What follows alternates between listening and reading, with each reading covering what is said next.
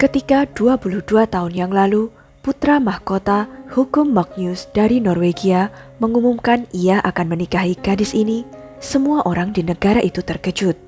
Karena gadis ini adalah rakyat jelata yang hanya bekerja sebagai pelayan, dan juga seorang ibu tunggal.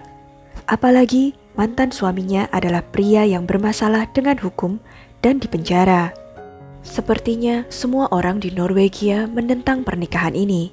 Tetapi sang pangeran tetap menikahinya. Mengapa gadis biasa ini mampu memikat hati sang pangeran? Dan bagaimana kehidupan setelah pernikahan mereka? Yuk langsung aja tonton video ini sampai habis. Sebelumnya silakan subscribe dulu channel ini serta nyalakan loncengnya untuk mendapatkan kisah-kisah menarik dari tokoh-tokoh yang terkenal di dunia. Pada tahun 2001, putra mahkota hukum dari Norwegia menikahi seorang gadis sederhana, Mette-Marit, di Katedral Oslo. Ini adalah upacara yang sangat indah. Pengantin wanita mengenakan gaun putih yang elegan dengan kerudung sepanjang 20 kaki, sedangkan pengantin pria mengenakan seragam tentara hitam dengan sabuk merah dan medali. Pada saat upacara, pengantin wanita menangis bahagia, dan pengantin pria tampak sangat jatuh cinta. Mereka tampak sangat serasi. Tapi tidak semua orang di Norwegia senang dan setuju dengan pilihan sang pangeran, karena ada banyak rahasia kelam di dalam biografi Mette-Marit. Wanita ini tidak pernah berpikir bahwa suatu hari nanti ia akan menjadi seorang putri dan semua orang akan memanggilnya Yang Mulia. Mette-Marit Tjessem Høiby lahir pada tanggal 19 Agustus 1973 di Kristiansand di bagian selatan Norwegia. Ayahnya, Sven Høiby, adalah seorang jurnalis koran lokal, sedangkan ibunya, Marit Tjessem, adalah mantan pegawai bank. Kedua orang tuanya bercerai ketika ia masih kanak-kanak. Sejak usia muda, Mette-Marit sangat aktif dan suka bermain voli. Di masa mudanya, ia juga berpartisipasi dalam klub pemuda-pemudi lokal. Bahkan ia pernah diangkat menjadi pemimpin mereka. Gadis ini menunjukkan kualitas kepemimpinan dan bisa mencapai kesuksesan besar dalam hidup. Tetapi suatu hari, dirinya mulai mengalami masa-masa pemberontakan. Pemberontakan masa muda saya jauh lebih kuat daripada remaja kebanyakan lainnya. Itu mengakibatkan saya menjalani kehidupan yang cukup liar, Mette-Marit mengatakan kepada media.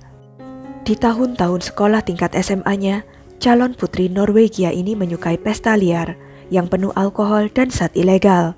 Saat itu ia belum berprestasi dalam belajar maupun bekerja. Saat menjalani masa SMA-nya sebagai murid paruh waktu, ia pernah menghabiskan beberapa bulan bekerja untuk orang Norwegia Inggris di kamar dagang Norwegia di London. Setelah itu ia kembali ke Norwegia. Mette-Marit baru lulus SMA pada tahun 1994 setelah 6 tahun bersekolah sebagai murid paruh waktu. Ia pun kemudian mengikuti kursus persiapan di Agder College. Untuk beberapa waktu ia bekerja sebagai pelayan di Cafe Engebret di Oslo. Rencana masa depannya hancur setelah terlibat dalam pengaruh buruk Morten Borg yang kemudian dihukum karena kekerasan dalam rumah tangga, mengemudi di bawah pengaruh, serta kepemilikan zat ilegal. Namun cinta itu buta.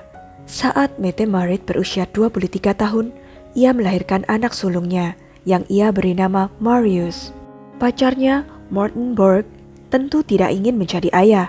Oleh karena itu, Mette-Marit terpaksa harus mencari nafkah dan membesarkan anaknya sendirian. Namun kondisi ini tidak menghentikannya untuk menyukai kehidupan yang menyenangkan dan terus berpesta. Dan berkat ini pula ia bertemu dengan pangeran dan benar-benar mengubah nasibnya. Di akhir tahun 90-an, ia menghadiri The Court Festival, festival musik terbesar di Norwegia, di mana ia pertama kali bertemu dengan putra mahkota hukum di sebuah pesta kebun dalam festival tersebut. Bertahun-tahun kemudian, ia bertemu kembali dengan sang pangeran pada sebuah pesta. Mereka menemukan banyak kesamaan.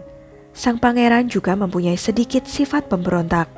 Ia menyukai musik rock dan acara-acara rakyat biasanya. Ia bosan dengan kehidupan kerajaan yang megah dengan banyak tanggung jawab. Karena itu, ia senang bertemu dengan para non-bangsawan. Pangeran Hukom jatuh cinta dengan gadis sederhana itu, Mette-Marit. Mereka mulai berkencan dan kemudian memutuskan untuk hidup bersama di sebuah apartemen di Oslo.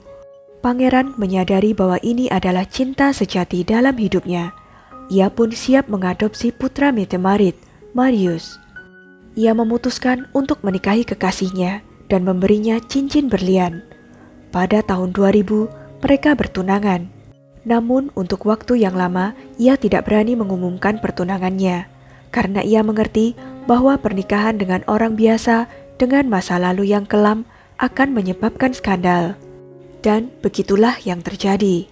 Ketika masyarakat mengetahui bahwa sang pangeran hidup dengan seorang wanita sebelum menikah, mereka mengutuknya. Bahkan lebih banyak warga yang marah karena masa lalu pacarnya. Bagaimanapun, pangeran harus memberi contoh bagi masyarakat. Surat kabar menulis artikel yang memalukan, di mana mereka mengungkapkan fakta yang tidak menyenangkan dari biografi Mette-Marit.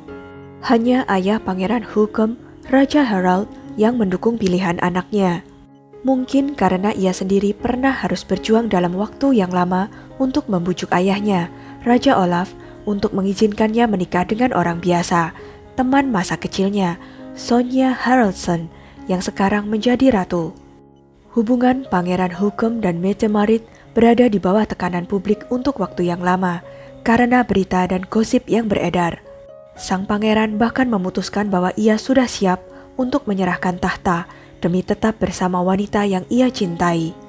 Ia mengeluarkan pernyataan resmi bahwa ia akan tetap menikahi Mette-Marit dengan konsekuensi apapun, bahkan jika untuk ini ia juga harus menjadi orang biasa. Warga tersentuh dengan kejujurannya dan keteguhannya, jadi mereka menerima pilihannya.